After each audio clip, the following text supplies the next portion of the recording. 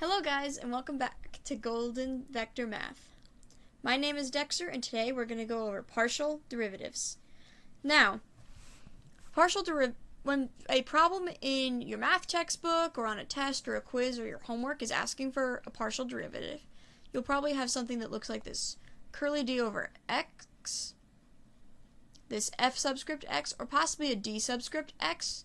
I prefer the f subscript x, and that's what I used a lot in my classes, and that was my favorite because I am lazy, like every other mathematician ever.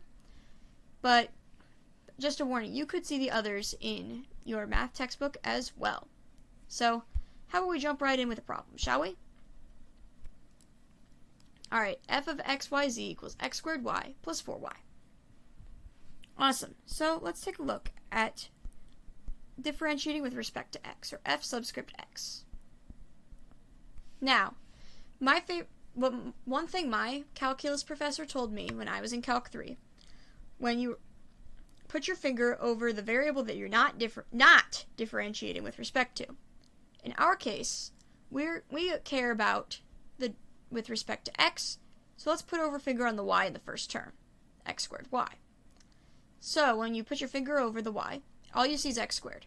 What's the derivative of x squared? 2x. And we just pretend that y didn't even exist in the first place. Actually, no, we don't. We just drop it right in like nothing ever happened. So, 2xy plus our next term, 4y. Now we have to differentiate 4y with respect to x.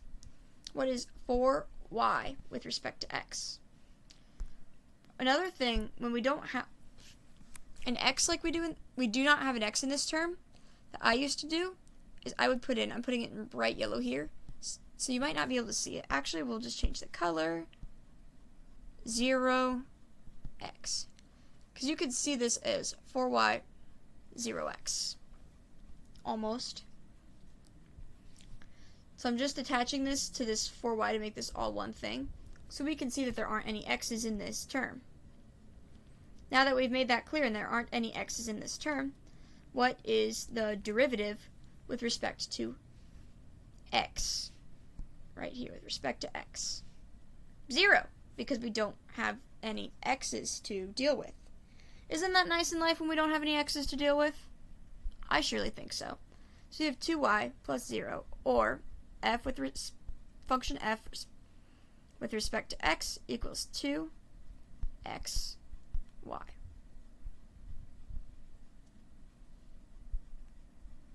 Now, that wasn't too hard. That didn't seem too bad. So, now let's try this with respect to y. F subscript y. I'm sorry if I keep saying f of y. That is just really bad habit. I will try to be better. So, take the derivative of f with respect to y. Now, problem changes slightly, but not really.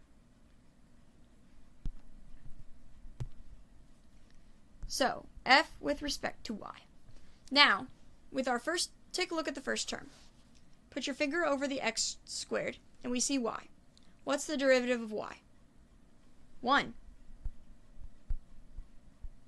Now we just have to plop in the x squared like the good little mathematicians we are, and move on.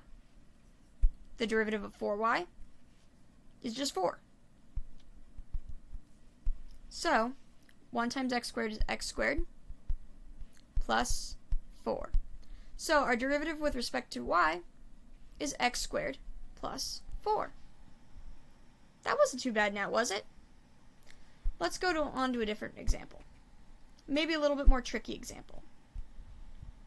F of xyz. Now, nothing really changes now that we have 3 variables. Now, you just have more stuff to ignore, which is actually kind of awesome. So, let's start with the derivative of f with respect to x. Take a look at your first term. Put your finger over anything that's not an x, and just take a look at the x and admire the beautiful x. Now let's take the derivative. The derivative of x squared is 2x.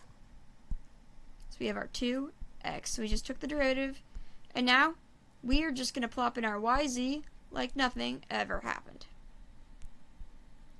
Just like the original. Now let's go over to the next term, 3z squared.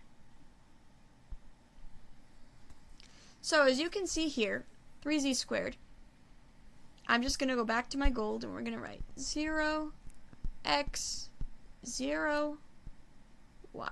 Because we don't have any x or y in this term. So, for taking our derivative with respect to x, we got nothing. Nothing. So, our answer is a nice and simple 2x, y, z. That wasn't too bad now, was it? Now, with respect to y. F with respect to y. Let's see what we can get. If we look at our first term, ignore everything that is not a y and just take a look at the beautiful y. The derivative of y is just 1. So we just plop in 1 down there. And we're just going to put in yz like nothing ever happened. Once you get more practice and get better at this, you're not going to have to plop down a 1. You'll know just to plop down a 1. You won't have to write it out. But since we're just beginning, just write it out and cover up the other variables we don't care about with your finger. 3z squared. Derivative with respect to y of 3z squared. Remember our 0x and 0y over here. So we don't have any y's to differentiate. So, just 0. So now, if we just clean this up a bit, f of y, or f with respect to y, is just x squared z. Sorry, I completely wrote that wrong. I even make mistakes sometimes. Because we don't have this y. We got rid of it already. Sorry about that, guys. That was on me. That sucked. But here we are. World goes on. See? Everyone makes mistakes. Even Dexter. So, our derivative with respect to y is x squared z. Not too bad, huh? So, now that we're starting to get the hang of it, let's go to a slightly more difficult problem. Now, this looks horrible, but it's just a little, your friendly neighborhood chain rule. So whenever I see a chain rule problem, I like to look at what our inside and outside functions are. So, we have our outside function, and that's u, we'll call it u cubed. And then our inside function is x to the 6th plus y to the 7th.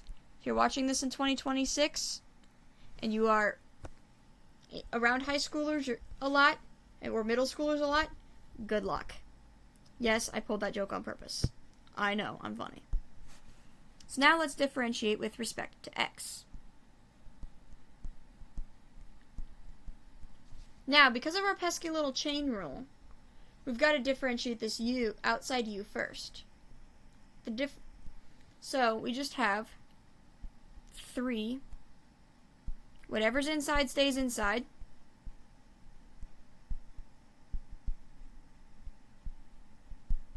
X to the 6th plus y to the 7th squared. Times, because, again, this is a chain rule. Chain rule, if you want to brush up on the chain rule, there's a lot of resources out there for that. And now, we multiply it by the derivative with respect to x of what was on the inside. So as you can see, x to the 6th, 6, x to the 5th, plus y to the 7th. There's no x in that, so we really don't care. So, 3 times 6 is 18. Cleans up to 18x to the 5th times x to the 6th plus y to the 7th, haha funny, squared. Now, to keep showing you more, we're going to do it with respect to y. F of y. So our derivative of the outside stuff stays the same. 3 times what's on the inside stays inside. What goes on inside stays inside. Times, except now we have to take the derivative of the inside with respect to y. So, as you can see, there are no y's in the expression x to the 6th. So, we simply don't worry about it and forget about it. And y to the 7th is 7 y to the 6th. So then after some cleanup, we get 21 y to the 6th times x to the 6th plus y to the 7th squared.